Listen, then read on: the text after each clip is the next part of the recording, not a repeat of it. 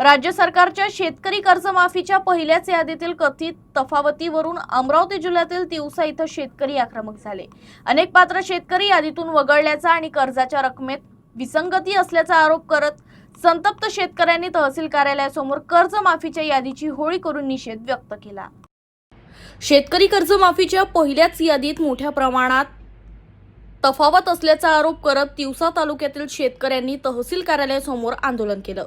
अनेक पात्र शेतकरी यादीतून वगळण्यात आल्याचा तर काही लाभार्थ्यांच्या कर्जाच्या रकमेत मोठी विसंगती असल्याचा आरोप आंदोलकांनी केला।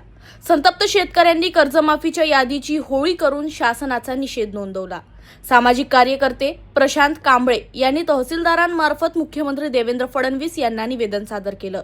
त्यानंतर बँक, सहकार आणि महसूल विभागाची संयुक्त बैठक आयोजित करण्यात आली। मात्र आमदार राजेश वानखेडे बैठकीस अनुपस्थित राहिल्यानं शेतकऱ्यांनी तीव्र संताप व्यक्त केला। प्रशांत कांबळे यांनीही बैठकीत आक्रमक भूमिका घेत आमदारांच्या अनुपस्थितीचा निषेध केला।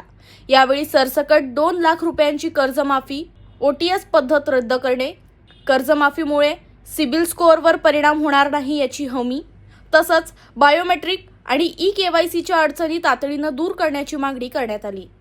2009 पासून वंचित राहिलेल्या पात्र शेतकऱ्यांना सुधारित यादीत समावेश करण्याची ही मागणी आंदोलकांनी केली आहे। सेटलमेंट देणाऱ्या सरकारचा निषेध असो, निषेध असो, कर्जमाफी सेटलमेंट देणाऱ्या सरकारचा निषेध असो, निषेध असो, शेतकरी विरोधी सरकारचा निषेध असो, निषेध असो,